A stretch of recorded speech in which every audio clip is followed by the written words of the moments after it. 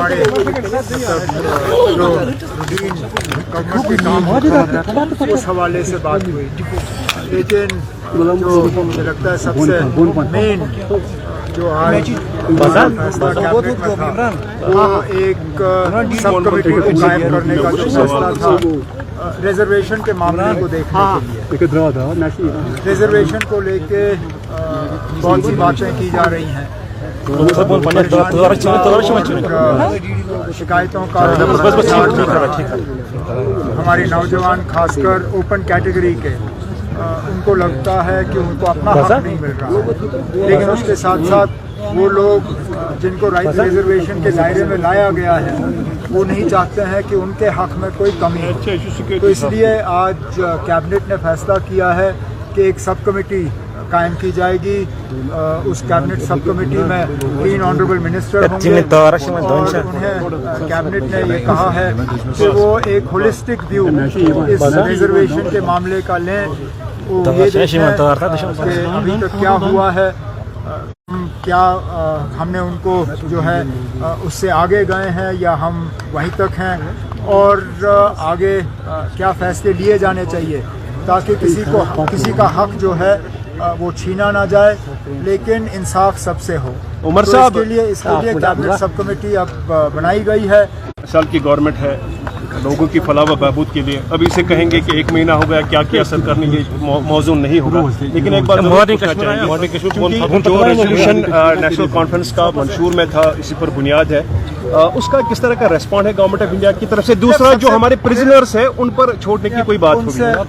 Prisoners को छोड़ने के लिए तो हमें रियासत चाहिए, क्योंकि फिलहाल security, policing, law and order ये मरकजी हुकूमत के दायरे इख्तियार में है, ये एलजी साहब संभालते हैं।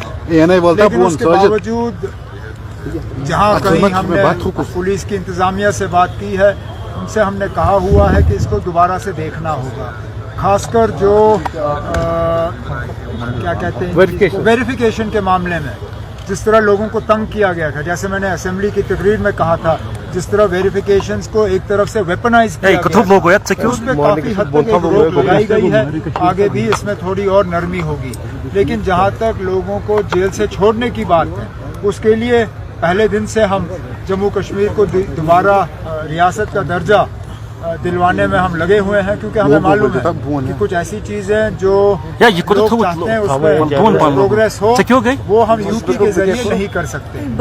और इसके साथ साथ आपने पहले रेजोल्यूशन आप सबसे बड़ी बात यह है कि रेजोल्यूशन कहीं रिजेक्ट नहीं हुआ ना, रेजोल्यूशन पास हुआ, रेजोल्यूशन को किसी ने रिजेक्ट नहीं किया, यही बड़ी बात है। एक दरवाजा खुला है, आगे जाके देख लेंगे। उसमें खरगे साहब ने क्यों कहा था, जो बात पार्लियामेंट में हुई उसको दोहराना क्यों? कांग्रेस हमारी हुकूमत में शामिल नहीं है, कांग्रेस ने बाहर से हमारी मदद की है, लेकिन वो हुकूमत में शामिल नहीं है। अब ये हुकूमत ने ये रेजोल्यूशन लाया है, इस रेजोल्यूशन को मां सिवाय बीजेपी के तमाम मेंबरों ने उस वक्त पास किया, उसमें कांग्रेस भी शामिल थी। अब जाहिर सी बात है कि महाराष्ट्र और झारखंड में जिस तरह बीजेपी ने कांग्रेस को निशाना बनाया, ये पहले तो उन लोगों को जवाब है जिन्होंने ये कहा कि इस रेजोल्यूशन में कुछ है नहीं। अगर इस रेजोल्यूशन में कुछ नहीं होता तो वजीर आजम साहब और होम मिनिस्टर साहब इस रेजोल्यूशन का बार बार जिक्र क्यों करते? जाहिर सी बात है कि इसमें कुछ है। अब कांग्रेस की मजबूरी बनी कि वो थोड़ा सा इसको डाइल्यूट करने की कोशिश करें, लेकिन उनके कहने से कुछ डाइल्यूट नहीं होता। जम्मू कश्मीर की असेंबली ने ओवरवेलमिंग मेजॉरिटी से इसको पास किया है, और वो है। उमर साहब कैबिनेट ने बिजली के हवाले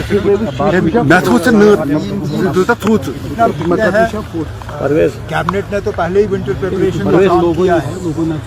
बिजली की कटौती कम हो, उसके लिए मैं खुद दिल्ली में पावर मिनिस्टर से मिला, उन्होंने कुछ एडिशनल कोटा जम्मू कश्मीर के लिए सैंक्शन किया है, लेकिन हमें इस चीज़ के लिए तैयार रहना होगा कि सर्दियों में कटौती होगी, सर्दियों में कट्स होंगे। लेकिन मैंने डिपार्टमेंट से ये कहा हुआ है कि जहाँ जहाँ बिजली की चोरी कम हो, जहाँ जहाँ बिजली की फीस जो है उम्मीद के मुताबिक हमें मिले, वहाँ कटौती कम होनी चाहिए, वहाँ लोड शेडिंग कम होना चाहिए। और उम्मीद की जाती है कि इस साल सर्दियों में लोगों को थोड़ा सा इसमें इम्प्रूवमेंट नजर आएगा। किश्तवाड़ में लोकल्स को टॉर्चर किया गया, जो बड़ी बदकिस्मती की बात है और अफसोस की बात यह है कि हमारे लोगों ने कुछ भी नहीं सीखा। ये पहला हादसा नहीं है ऐसा जबकि लोकल्स को किसी पुलिस कैंप में बुला कर उनके साथ मारपीट नहीं हुई। ये तो अल्लाह का शुक्र है कि ये सारे जो हैं ये मतलब अपनी कीमती जानें नहीं गंवाई। नहीं तो इससे पहले हमने वो हादसे भी देखे जहां लोगों को पुलिस के कैंप में बुला के टॉर्चर करके वो अपनी कीमती जानें गंवाई। मैं उम्मीद करूंगा आर्मी के तरफ से कि इसमें साईओम पावर सिस्टम लाए हैं न्यू ईयर धमाका ऑफर। अब हर एक्साइड नियो भारत और एक्साइड पावर पर पाएं 15,000 रुपए का डिस्काउंट, जबकि एक्साइड नियो पर मिलेगा 5,000 रुपए का कैश डिस्काउंट। साईओम पावर सिस्टम लाए हैं एक्साइड नियो ई रिक्शा, अब नए रूप व स्टाइल में, वो भी पहले से अधिक दमदार। एक्साइड नियो में अब आया है बड़ा डैशबोर्ड, वो भी एंड्रॉयड डिस्प्ले के साथ, USB charger with powerful sound system के साथ, जबकि एक्साइड नियो अब आ गया है लेड एसिड के साथ लिथियम बैटरी में, जो देगा आपको एक बार चार्ज करने पर 130 किलोमीटर माइलेज। 1200 वॉट की पावरफुल मोटर हर चढ़ाई को बनाए आसान। पावरफुल शॉकर व बेहतरीन सस्पेंशन, फ्रंट में अधिक पावरफुल शॉकर, नए मजबूत अलॉय व्हील, अधिक रोशनी वाली हेडलाइट व इंडिकेटर, मजबूत रूफटॉप कैरियर, जबकि यात्रियों की सुरक्षा के लिए राइट साइड प्रोटेक्शन। वहीं यात्रियों के साथ सामान ढोने के लिए एक्साइड नियो बन जाएगा पहले से बड़ा। चढ़ाई चढ़ने के लिए हैवी गियर व अधिक पकड़ वाली हैंड ब्रेक, यानी एक्साइड नियो ई रिक्शा अब नई लुक के साथ आया है नए फीचर्स में। तो देर किस बात की, आज ही आएं और ले जाएं अपना नया एक्साइड नियो ई रिक्शा। हमारा पता है Sai Om power system, last matador stand, Anand Nagar, Bohri, Jammu. Phone number 0191 255 4360 255 4359। Jammu Kashmir की खबरों के लिए जुड़े रहिए JK अपडेट के साथ।